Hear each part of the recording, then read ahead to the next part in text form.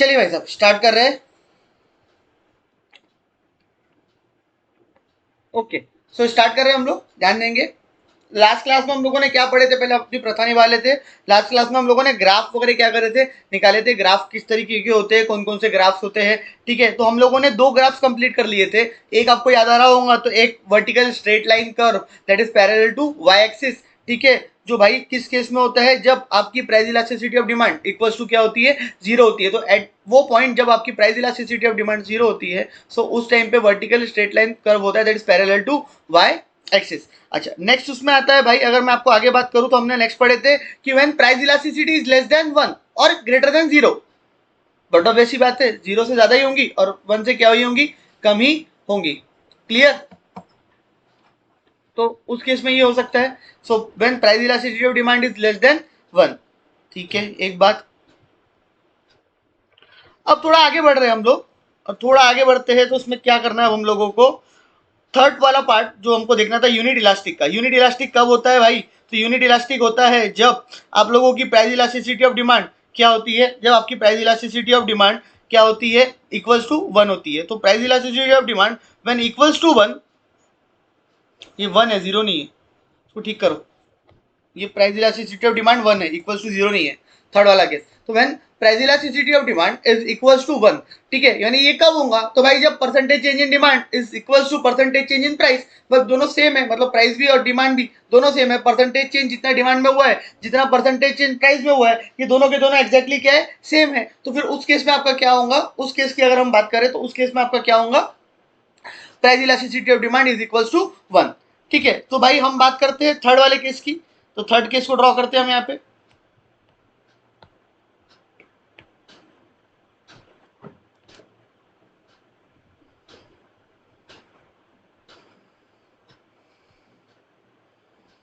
Third case को draw करते हैं। सो थर्ड केस की अगर मैं बात करूं आपकी, तो ये कब होगा, when PED is equals to 1। ये कब होगा, जब आपका परसेंटेज चेंज इन डिमांड कम या ज्यादा हो रहा है, कितने ही परसेंट से, 10% से ही, मतलब एग्जैक्टली इक्वल परसेंट से, नॉट 10 बोलना गलत है, मतलब कोई भी परसेंटेज हो सकता है, बट दोनों क्या होंगे, सेम होंगे। ऊपर और नीचे जितना परसेंटेज है ऊपर, उतना ही नीचे क्या होगा, परसेंटेज होगा। मतलब परसेंटेज चेंज इन प्राइस और परसेंटेज चेंज इन डिमांड दोनों क्या है, इक्वल है। प्राइस 10% से कम हो रही है, डिमांड 10% से बढ़ रही है। प्राइस 10% से बढ़ रही है, डिमांड 10% से क्या हो रही है, कम हो रही है। तो that is called as price elasticity of demand is equals to 1। उसको हम क्या बोलते हैं, प्राइस इलास्टिसिटी ऑफ डिमांड क्या है, इक्वल्स टू 1 है। क्लियर होगी बात? ओके, सो भाई एक डंडी इधर से बनाएंगे, एक डंडी इधर से बनाएंगे, इसको बोल दूंगा मैं एक्स एक्सिस, इसको मैं बोल दूंगा वाई एक्सिस। ये हमारा प्राइस, ये हमारा डिमांड, ये हमारा प्राइस और ये हमारा डिमांड। तो प्राइस और डिमांड हमको यहाँ पे दोनों दे रखा है। तो अगर मैं बात कर रहा हूँ आपकी, तो एक गावरानी कर्व मैं यहाँ पे बना लेता हूँ। हम सबको पता चल गया कि व्हाट इज गावरानी कर्व, ठीक है। तो मैंने वो बना लिया। अब मेरे को यहाँ पे क्या करना है, मेरे को इक्वल प्रोर्शन में, मतलब अगर मेरी प्राइस 10% से कम हो रही है, तो मेरी डिमांड भी 10% से एग्जैक्टली सेम 10% से क्या होंगी, बढ़ेंगी। मतलब जो दोनों में बढ़ना और कम होना है वो एक जैसा है। अब एकदम स्केल लगा के मैं कर नहीं रहा हूँ, तो दैट इज नॉट पॉसिबल कि यहाँ पे एग्जाम एग्जैक्ट गैप बने, बट आपको समझ में आना चाहिए कि यहाँ पे प्राइस जो है, प्राइस आपकी जो है वो अगर कम हो रही है 10% से, तो आपकी डिमांड जो है वो बढ़ेंगी कितने परसेंट से, 10% से। देखो उल्टा भी हो सकता है, प्राइस अगर 10% से बढ़ रही है तो डिमांड जो है वो 10% से क्या होगी, कम होगी। दोनों केसेस अप्लीकेबल है हर केस में, ठीक है। कम होना और बढ़ना, कम होना और बढ़ना दोनों केसेस अप्लीकेबल है। सो अगर मैं बात करूँ प्राइस की, तो यहाँ पे प्राइस जो है वो 10% से कम हो रही है, डिमांड जो है 10% से क्या हो रही है, बढ़ रही है। प्राइस अगर 10% से बढ़ती है तो डिमांड 10% से क्या हो जाएंगी, कम। मतलब बेसिकली दोनों क्या है, इक्वल है। तो अब ऐसे केसेस में जो है, जो आपको पॉइंट्स मिलते हैं वो कुछ इस तरीके से मिलते हैं, और जो आप कर्व बनाते हो, या जो आपके कर्व बनते हैं, ये कुछ इस तरीके से बनता है, ठीक है। समझ जाओ, इस तरीके से कुछ आपका क्या बनता है, कर्व बनता है। इसको थोड़ा सा मेरे से गलत बन गया एक्चुअली, इस तरीके से होना चाहिए।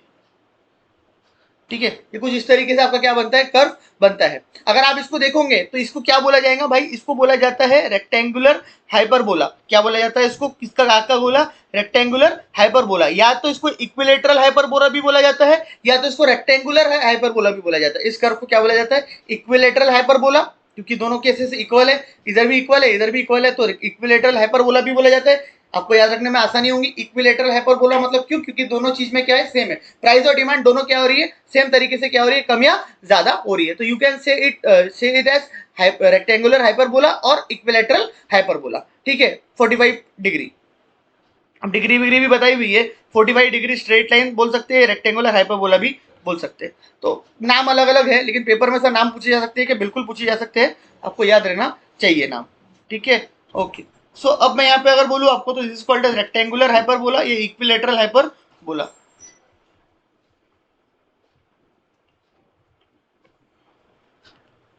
लिख लो, रेक्टेंगुलर हाइपर बोला।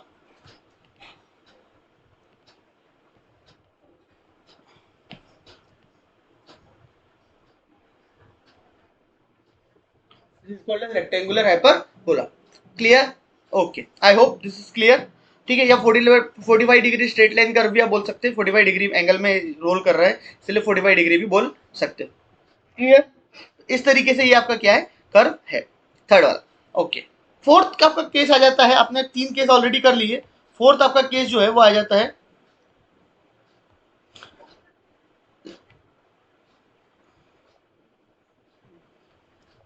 फोर्थ आपका केस आ जाता है भाई साहब, ध्यान से देखेंगे। आपने देख लिए equal to 0, less than 1, equal to 1। Next आ जाता है आपका price elasticity of demand is greater than 1। Sir ये कब होगा, बट ऑब्वियसली बात है सर, ऊपर वाला ज्यादा होगा, नीचे वाला क्या होगा सर, कम होगा।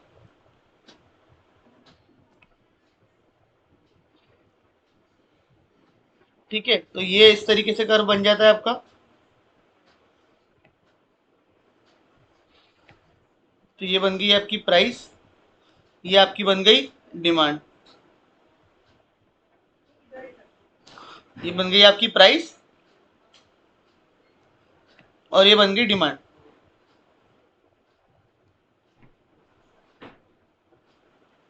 तो ये हो गया एक्स एक्सिस, ये हो गया आपका वाई एक्सिस, सिंपल सी बात। ठीक है, this is X axis and this is Y axis. अब ध्यान से देखेंगे, इधर बना दिया मैंने एक गावरानी कर्व,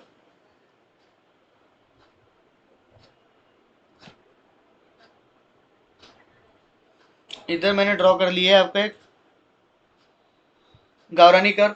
ठीक है, कुछ इस तरीके से बन गया है। अब यहाँ पे क्या हो रहा है, यहाँ पे वो बोल रहा है कि भाई प्राइस जो है वो 10% से कम हो रही है, मतलब कुछ थोड़ी कम प्राइस हम 10% से कम कर रहे हैं, बट जो डिमांड है ना वो थोड़े ज्यादा से क्या हो रही है, बढ़ रही है। मतलब डिमांड जो है वो 20% से क्या हो रही है, इंक्रीज हो रही है। तो प्राइस अगर आप देखोगे तो प्राइस इज डिक्रीजिंग या price is changing by 10%, but demand is changing by या इंक्रीजिंग बाय 20%। ठीक है, मैं बार बार इंक्रीज डिक्रीज नहीं ज्यादा बोलना प्रीफर करता हूँ, क्योंकि आप लोग कंफ्यूज हो जाते हैं, आप लोग माइंड में ये बैठा लेते हो कि सिर्फ इंक्रीज ही होता है या सिर्फ डिक्रीज ही होता है, ऐसा नहीं है, दोनों चीजें पॉसिबल है। प्राइस कम भी हो सकती है, बढ़ भी सकती है, डिमांड कम भी हो सकती है, डिमांड बढ़ भी सकती है, बट ये रिलेशनशिप बैठाना पड़ेगा कि प्राइस कम हो रही है तो डिमांड बढ़ाना है, प्राइस बढ़ रही है तो डिमांड कम करना है। अब यहाँ पे क्या हो रहा है, 10% से चेंज आ रहा है प्राइस में, 20% से चेंज आ रहा है डिमांड में। सो यहाँ पे हमको ये 2 पॉइंट कुछ मिल जाते हैं अगर आप ध्यान से देखोगे तो, और अगर आप ये 2 पॉइंट्स को ज्वाइन करते हैं, so you will see this type of curve, you will see this type of curve. अब बाकी कर्व के मुकाबले ये कर्व में क्या फर्क है वो ध्यान से देख लो। आपने सबसे पहले एक देखे थे लेस देन 1 वाला, तो if you remember less than 1 वाले कर्व में क्या इशू होता था, लेस देन 1 वाले कर्व में इस तरीके का इशू था, मतलब वो बहुत ज्यादा स्टीपर था। अगर आपने ये पेंसिल को यहाँ पे छोड़ दिए तो फट से ये पेंसिल नीचे गिर जाएगी, दैट मीन्स वो मोर स्टीपर है, बहुत ज्यादा क्या है, स्टीपर है, स्टीप बहुत ज्यादा है उसके अंदर। ठीक है, लेकिन अगर आप इस कर्व की बात करेंगे तो ये कर्व कुछ इस तरीके का है, इस तरीके का, मतलब यहाँ पे अगर आप देखोगे भी तो ये धीरे धीरे धीरे धीरे ही नीचे आएगा, एकदम स्पीड में नीचे नहीं आ रहा है। क्यों ऐसा हो रहा है, क्योंकि ये स्टीपर नहीं है ज्यादा। ठीक है, धीरे धीरे धीरे धीरे धीरे धीरे धीरे क्या हो रहा है, नीचे आ रहा है। अभी कर्व को भी ध्यान से देखो, ये कर्व को देख लो और ये कर्व को देख लो, लेस देन 1 वाले, ये बहुत ज्यादा स्टीपर है, और अगर ये कर्व को देखोगे तो ये बहुत कम क्या है, स्टीपर है। इसीलिए अगर मैं इसका नाम बोलूं तो इसको बोला जाता है व्हेन ग्रेटर देन 1, तो इसको बोला जाता है रिलेटिवली फ्लैटर। ये क्या है? रिलेटिवली फ्लैटर डिमांड कर्व है। क्या है ये? Relatively flatter demand curve. इसको क्या बोला जाएगा? Relatively flatter demand curve. तो पेपर में आपको पूछ सकते हैं, आपको पता होना चाहिए इसका नाम। This is called as what? Relatively flatter demand curve.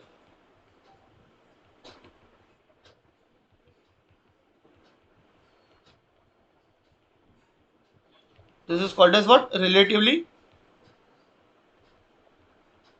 flatter demand curve. This is called as what? Relatively flatter demand curve. Okay, I hope this is clear. And last बचता है आपका, last but not the least, that is last आपका बचता है,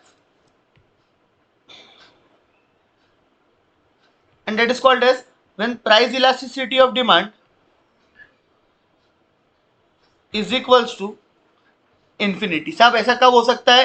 sir ऐसा तभी हो सकता है जब प्राइस में कुछ भी चेंज ना हो, या एकदम मामूली सी एकदम हल्का सा चेंज हो। सर वही वाला आपका एग्जांपल कि भाई एकदम हल्का सा मारा और अगले ने जाके आत्महत्या कर ली।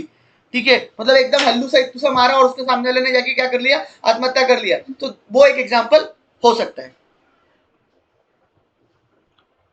सो भाई यहाँ पे अगर आप बात करोगे तो आपकी जो डिमांड है वो चेंज हो रही है कुछ 100% से, बट आपकी जो प्राइस है वो 0% से क्या हो रही है? चेंज हो रही है। ठीक है, तो 100% से आपकी डिमांड चेंज हो रही है, आपकी प्राइस सॉरी और प्राइस आपकी जो है वो 0% से, मतलब शायद प्राइस में चेंज आ ही नहीं रहा हो। ठीक है, एकदम हल्का सा थोड़ा बहुत प्राइस में क्या आ रहा हो? चेंज आ रहा हो। ठीक है, तो दैट इज कॉल्ड एज, हम क्या बोल सकते हैं? Price elasticity of demand is equals to infinity. That is called as what? Price elasticity of demand is equals to infinity. So if you say see this curve, this is price, this is demand, this is x axis, this is y axis। ठीक है, सो अब now हम बात करेंगे इसकी, ध्यान से देखना भाई, बहुत इजी है लेकिन थोड़ा समझ लो अच्छे से।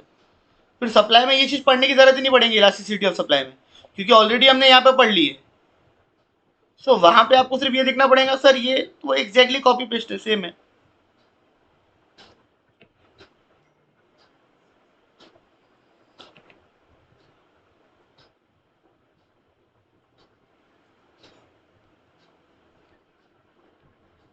क्लियर? ये बन गया मेरा क्या? गावरानी कर्व। अब ध्यान से देखना, अब तुम बोलो काय में चेंज हो रहा है? सर सिर्फ डिमांड में चेंज हो रहा है। सर जो बढ़ रही है सिर्फ डिमांड बढ़ रही है, प्राइस बिल्कुल भी सर नहीं बढ़ रही है। मतलब सर अगर आपको ध्यान से मैं बताऊं तो सिर्फ ये जो लाइन दिख रही है सर आपको नीचे वाली, सिर्फ ये लाइन में ही चेंज होगा। मतलब या तो डिमांड कम होगी या तो डिमांड बढ़ेगी। ठीक है, तो ओनली जो चेंज आने वाला है यही लाइन में चेंज आने वाला है। ये लाइन में बिल्कुल भी चेंज आने वाला नहीं है, क्योंकि price will remain same, price will remain constant. तो ये लाइन तो बस यहीं पे रुक जाएंगी सर। ठीक है, ये लाइन में कुछ भी चेंज नहीं आने वाला, यही लाइन क्या है? चेंज होने वाली है। इस तरीके से भी आप याद रख सकते हैं। अगर आपको पहले वाला केस याद नहीं आ रहा होगा तो पहले वाले केस में आपने ध्यान से देखे होंगे तो सिर्फ और सिर्फ कहाँ पे चेंज आ रहा था? सिर्फ और सिर्फ प्राइस लाइन पे चेंज आ रहा था। यही लाइन ऊपर या नीचे हो रही थी, ये लाइन में बिल्कुल भी चेंज नहीं था, ये पॉइंट यहाँ पे रुक गया था। ठीक है, तो यहाँ पे चेंज आ रहा था प्राइस लाइन में, तो यहाँ पे प्राइस चेंज हो रही थी इसलिए ये वर्टिकल था। यहाँ पे डिमांड चेंज हो रही है, सिर्फ और सिर्फ यहाँ पे क्या चेंज हो रही है? डिमांड चेंज हो रही है, डिमांड बढ़ रही है। तो इसीलिए ये कौन सा कर्व है? हॉरिजॉन्टल स्ट्रेट लाइन कर्व है। इसीलिए इसको क्या बोला जाता है? Horizontal straight line curve parallel to Y axis, sorry X axis. तो भाई ये हॉरिजॉन्टल कर्व है which is parallel to X axis. This is called as what? Horizontal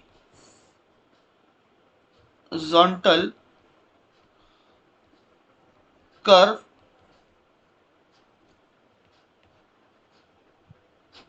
parallel to X axis. ठीक है, horizontal curve parallel to X axis. सो आपको एक curve के नाम भी अब आई होप क्लियर हो गए होंगे। भाई 5 कर्व के नाम हमने पढ़े, एक एक करके मैं वापस से रिपीट करवा देता हूँ। पहला हमने देखे जहाँ पे सिर्फ और सिर्फ प्राइस चेंज होती है, डिमांड चेंज नहीं होती है, मतलब सिर्फ और सिर्फ प्राइस लाइन पे चेंज आ रहा है, तो उसको हम बोलते थे vertical straight line curve that is parallel to Y axis. फिर हमने देखे कि price elasticity of demand is less than 1, तो when price elasticity of demand is less than 1, तो उस केस में हम लोगों ने एक चीज देखी कि जो हमारा कर्व है वो ज्यादा स्टीपर है, तो इसीलिए हम उसको क्या बोलते थे? Steeper curve. उसको हम क्या बोलते थे? Steeper curve. ठीक है, अच्छा रेक्टेंगल और हाइपरबोला मैंने गलती से यहाँ लिख दिया है, इसका पार्ट नहीं है, गलती से यहाँ पे मैंने लिखा है, ठीक है, स्टीपर कर्व बोलते हैं जिसको। This is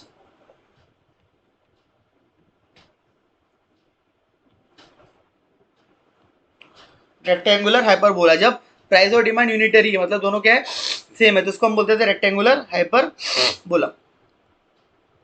clear. और अगर मैं बात करूं किसकी, ग्रेटर देन 1 की, तो that is called as relatively flatter demand curve. उसका डिमांड कर्व क्या रहता था, रिलेटिवली फ्लैटर रहता था, ठीक है। और अगर मैं बात कर रहा हूँ किसकी, price demand is equal to infinity, तो इन्फिनिटी कब होती है, तो भाई जब horizontal curve parallel to X axis होता है, ठीक है। मतलब ऐसा कब होता है horizontal curve parallel to X axis, तो भाई बहुत सिंपल सी बात है, ऐसा तब होता है जब सिर्फ और सिर्फ डिमांड में चेंज आता है, प्राइस में बिल्कुल भी चेंज नहीं आता। मतलब price will remain same, price will remain constant, price में इतना सा भी चेंज नहीं आ रहा है, या बहुत हल्का सा चेंज आ रहा है जिसको हम शो ही नहीं कर पा रहे कि भाई कुछ चेंज है, ठीक है। तो जिसको हम शो ही नहीं कर पा रहे कि चेंज आया है कुछ, तो that is called as parallel to X axis. That means only the price demand is changing, price बिल्कुल भी चेंज नहीं हो रही है।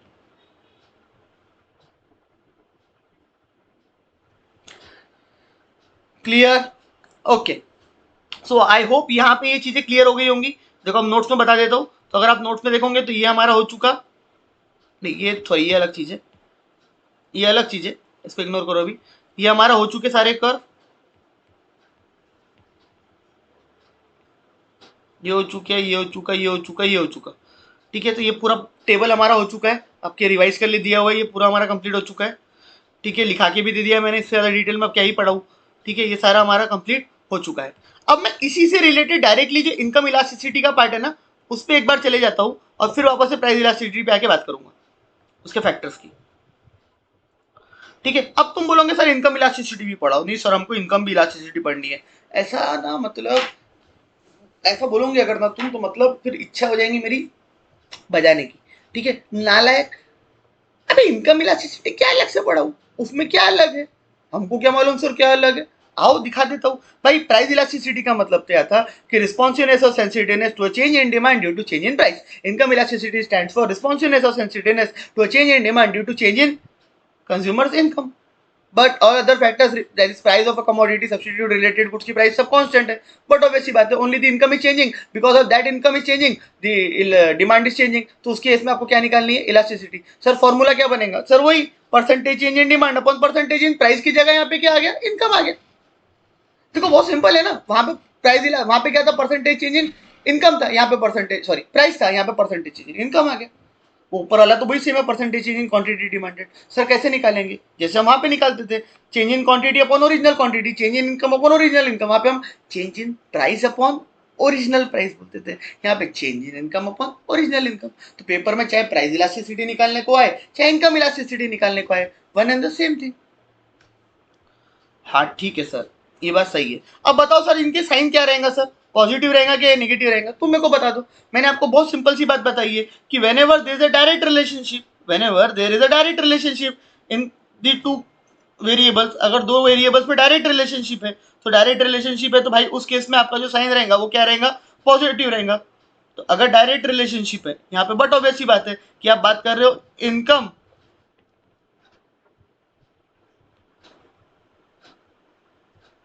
और प्राइस की, तो दोनों में क्या है, डायरेक्ट रिलेशनशिप है। तो दोनों में अगर डायरेक्ट रिलेशनशिप है तो बट ऑब्वियस सी बात है कि साइन क्या रहने वाला है, पॉजिटिव, क्योंकि दोनों या तो बढ़ रहे हैं प्लस प्लस, या तो दोनों कम हो रहे हैं माइनस माइनस, तो minus minus also plus, plus plus also plus, ठीक है। तो या तो बढ़ रहे हैं या तो कम हो रहे हैं, तो दोनों केसेस यहाँ पे क्या है, एप्लीकेबल है। अगर दोनों बढ़ रहे हैं तो प्लस प्लस प्लस, दोनों कम हो रहे हैं तो minus minus plus, as simple as that. ठीक है सर, ये भी क्लियर है। लेकिन सर ये आप मार्क कर लो sir, however there is a negative income elasticity, मतलब नेगेटिव साइन रहेगा in case of inferior goods. Don't say, ये समझा नहीं सर हमको, डोंट से नालायक। अगर मैं बात कर रहा हूं किसकी, इंफीरियर गुड्स की। इंफीरियर गुड्स का मतलब हमने पढ़ चुके, सस्ते वाले गुड्स, भाई जो अपनी मर्जी से कोई कंज्यूम नहीं करता है, मजबूरी होने की वजह से वो गुड्स क्या करता है, कंज्यूम करता है। मेरे को तुम बताओ इन केस ऑफ, ये तो हो गए नॉर्मल गुड्स के बाद, ये हो गई नॉर्मल गुड्स की बात। मेरे को बताओ इंफीरियर गुड्स के केस में, जिसको आप गिफन गुड्स भी बोलते हो,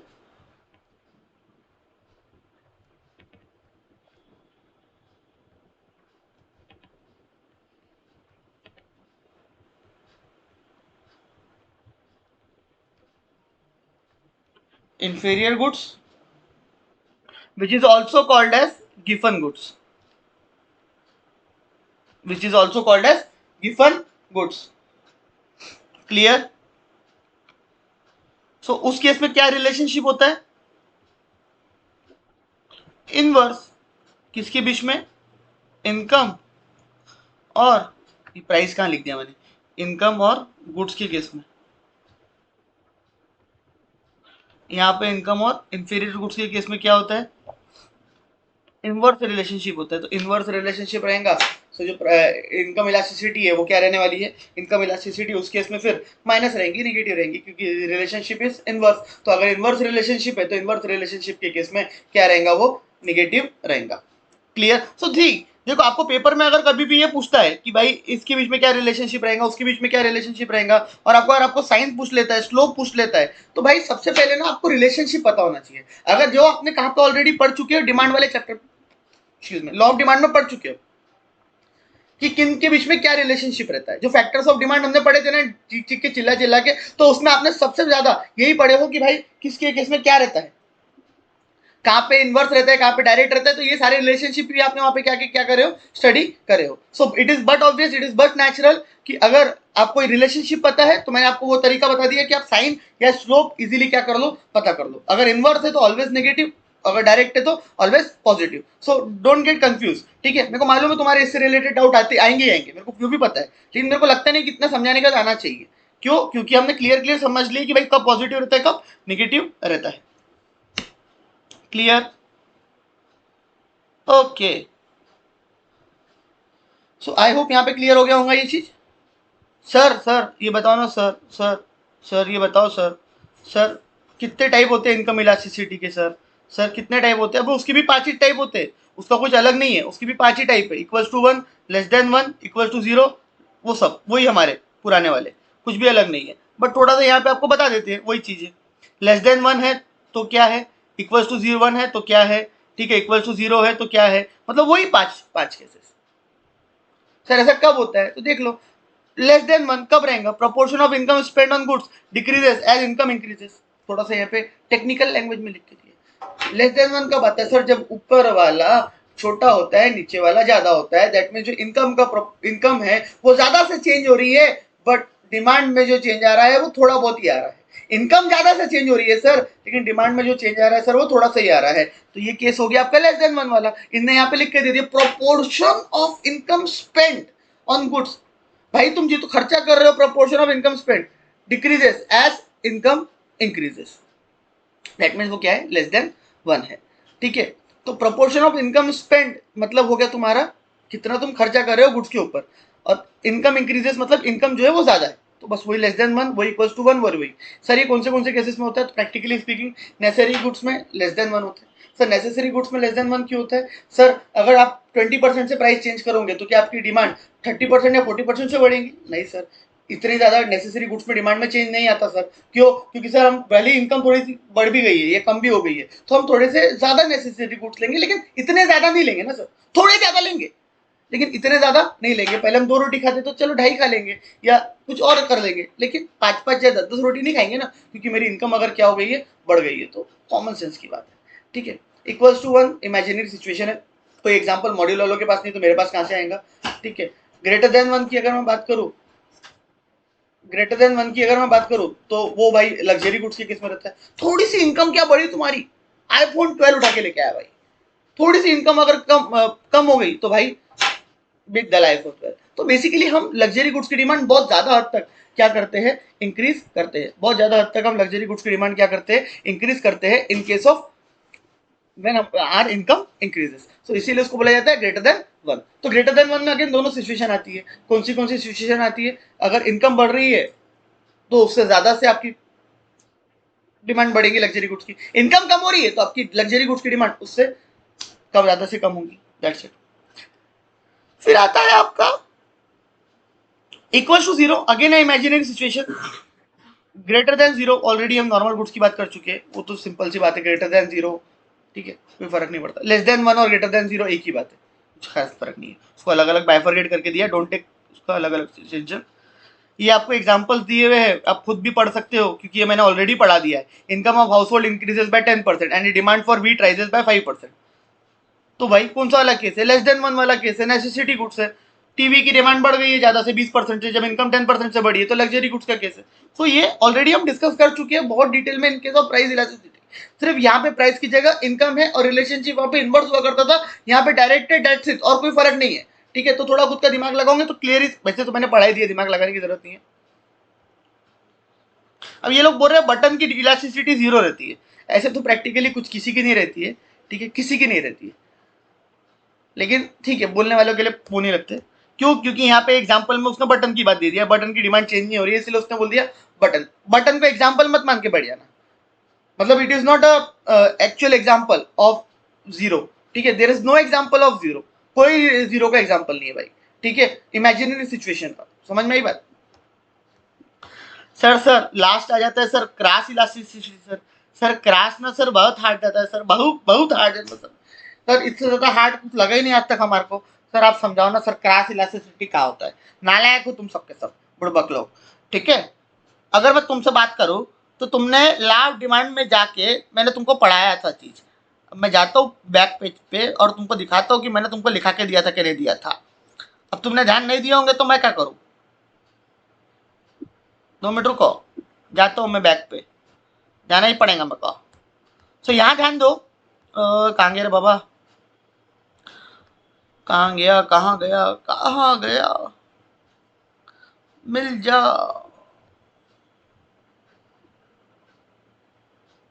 ये रहा price of related goods, chart बना के दिया था भाई।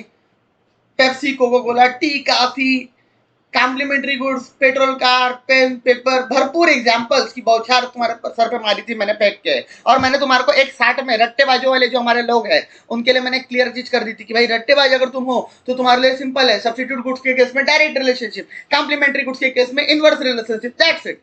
और जो हमारे लॉजिक वाले लोग हैं, दिमाग लगाने वाले लोग हैं, ठीक है, उनके लिए तो भाई बहुत सिंपल है, बहुत बहुत सिंपल है, मतलब उनके लिए। और उनके लिए जो बहुत सिंपल है वो तो मैंने चार्ट बना के दिया था कि ये चार्ट की मदद से आप देखो। ठीक है, तो बस वही केस यहाँ पे भी एप्लीकेबल है।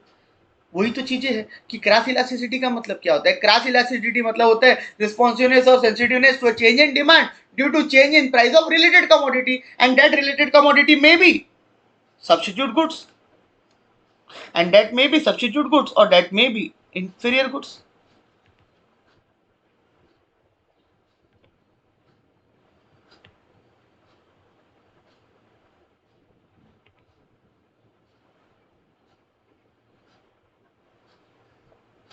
तो ये हो सकता है substitute goods,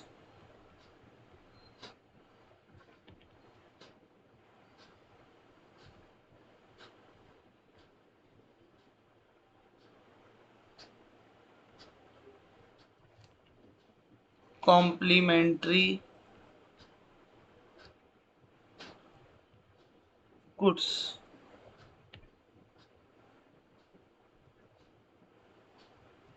clear? Substitute goods और कॉम्प्लीमेंट्री गुड्स दोनों चीजें आपको यहाँ पे दे रखी है।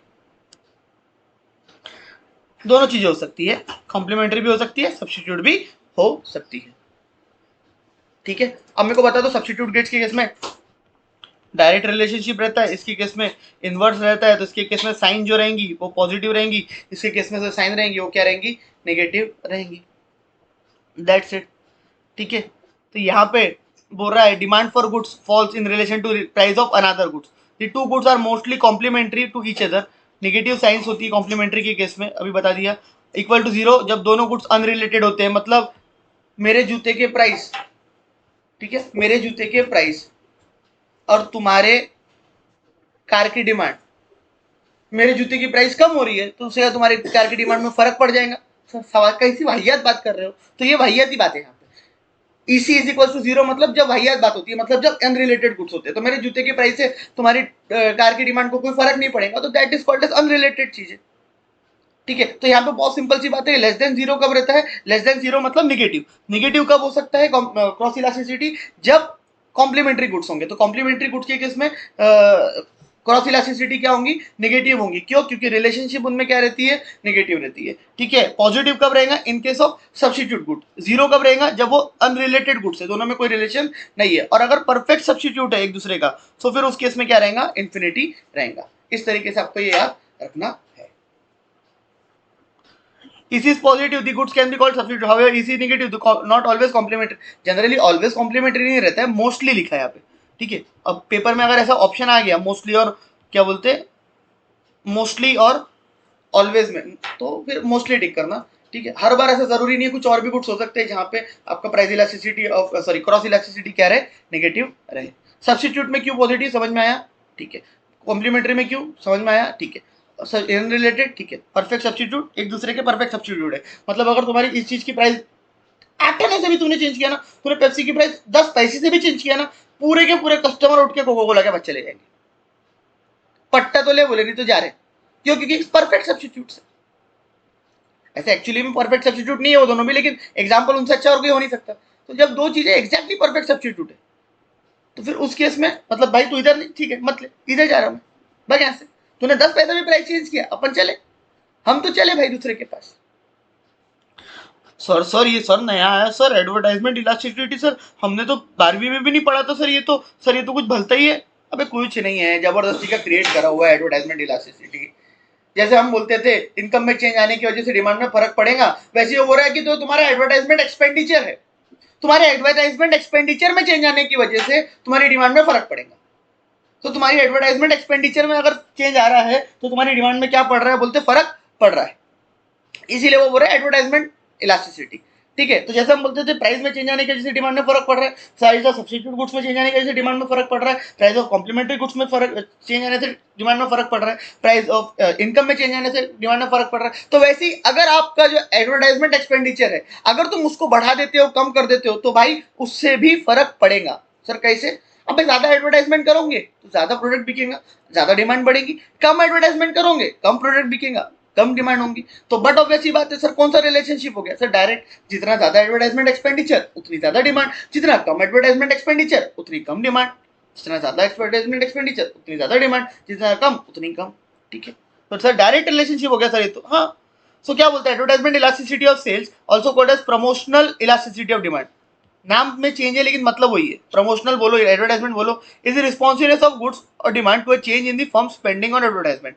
It is the percentage of change in demand that occurs every 1% change in advertisement. 1% change हो रहा है तुम्हारे एडवर्टाइजमेंट एक्सपेंडिचर में, तो उससे कितना फर्क पड़ रहा है इलास्टिसिटी डिमांड में, that is called as advertisement elasticity. वही सेम तरीका है। सर ये जीरो कब रहेगा, तो sir demand does not respond to increase in advertisement expenditure. तुम बता दो, नीचे वाला चेंज हो रहा है, ऊपर वाला कुछ भी नहीं चेंज हो रहा है। तो ऊपर क्या है, एडवर्टाइज डिमांड है, नीचे क्या है, एडवर्टाइजमेंट एक्सपेंडिचर। तुम बढ़ाए जा रहे, डिमांड में कोई फर्क ही नहीं पड़ रहा। यानी तुम ऐसे गुड्स की एडवर्टाइजमेंट कर रहे हो जिसमें एडवर्टाइजमेंट की जरूरत ही नहीं है। अभी तुम गेहूं की एडवर्टाइजमेंट कर रहे हो, मेरे यहाँ गेहूं मिलता है, पूरे गांव में पोस्टर लगा दिए, मेरे यहाँ गेहूं मिलता है, पूरे गांव क्या मिलता है, तेरे यहाँ के स्पेशल मिल रहा है। तो भाई ऐसे गुड्स के केस में तुमको एडवर्टाइजमेंट एक्सपेंडिचर करने की जरूरत ही नहीं है ना, जिसकी वजह से डिमांड में कोई भी चेंज नहीं आ रहा है। तो दैट इज कॉल्ड एज, ऊपर जीरो है, नीचे कुछ तो भी चेंज हो रहा है, तो आंसर क्या आ रहा है, जीरो आ रहा है। Clear? Change in demand is less then proportional change in advertise. मतलब जो ये है वो जीरो से बड़ा है बट 1 से कम है, लेस प्रोपोर्शनल। तुम 20 रुपए से अगर एडवर्टाइजमेंट 20% से एडवर्टाइजमेंट एक्सपेंडिचर चेंज कर रहे हो, तो 10% से तुम्हारा क्या हो रहा है, डिमांड चेंज हो रही है। मतलब यार लेस प्रोपोर्शनल है। लेस प्रोपोर्शनल बोले तो क्या भाई, ये वो केस हो गया जहां पे तुम्हारी डिमांड जो है वो थोड़ी बहुत चेंज हो रही है तुम्हारे एडवर्टाइजमेंट एक्सपेंडिचर से। तुम 20 का करते हो तो 10 की चेंज होती है, तो मतलब फर्क पड़ता है। आई एम नॉट सेइंग फर्क नहीं पड़ता है, इलास्टिक है, फर्क पड़ता है बट लेस इलास्टिक है। इक्वल्स टू 1, सेम प्रोपोर्शन में 10% से एडवर्टाइजमेंट एक्सपेंडिचर बढ़ा, 10% से तुम्हारी डिमांड बढ़ गई, मजाक चल रहा है। हायर रेट, तुम थोड़ा सा एडवर्टाइजमेंट करो, आईफोन 12 या ये लग्जरी गुड, थोड़ी एडवर्टाइजमेंट करो तुम इनकी, देखो कैसी तुम्हारी सेल बढ़ती है। समझ में आ रही बात? तो कोको कोला, पेप्सी, तो ये केसेस में high rate of advertisement expenditure इसीलिए होता है क्योंकि बहुत ज्यादा फर्क पड़ता है इनको एडवर्टाइजमेंट एक्सपेंडिचर से। Note significance from a business firm's viewpoint. Advertisement is a tool for measuring the effectiveness of advertisement campaign is leading new sale. Sir ये क्यों निकाली जाती है? तो सर ये इसलिए निकाली जाती है कि भाई हमने एडवर्टाइजमेंट एक्सपेंडिचर नए बिजनेस कैंपेन में करना चाहिए, नहीं एडवर्टाइजमेंट कैंपेन करना चाहिए कि नहीं करना चाहिए बिजनेस में, ठीक है, क्या फायदा हो रहा है या नहीं हो रहा है, या optimum level of advertisement expenditure कितना है, क्योंकि भाई प्रैक्टिकली स्पीकिंग चाहे कोई भी बिजनेस हो उसमें भरपूर एडवर्टाइजमेंट एक्सपेंडिचर लगता है, तुमको जो तुम सोच भी नहीं पाओगे, लाखों करोड़ों रुपए ऐसे पानी की तरह बहाने पड़ते हैं फॉर एडवर्टाइजमेंट पर्पज, तब जाके सेल्स होती है। कुछ जगह ऐसा होता है कि बिना एडवर्टाइजमेंट के भी काम चल जाता है। So these are the things. तो आई होप ये सारी चीजें क्लियर हुई होंगी। सो ऑलमोस्ट हमारा इलास्टिसिटी ऑफ डिमांड खत्म हो चुका है सर, सिर्फ मेथड्स बची हुई है, फैक्टर्स बचे हैं जो हम ट्राई करेंगे कि नेक्स्ट क्लास में निपटा दे, खत्म कर दे। मिलते हैं नेक्स्ट लेक्चर में, till then thank you so much, bye guys, bye bye bye. अच्छा लगा तो लाइक शेयर कमेंट कर दिया करो भाई।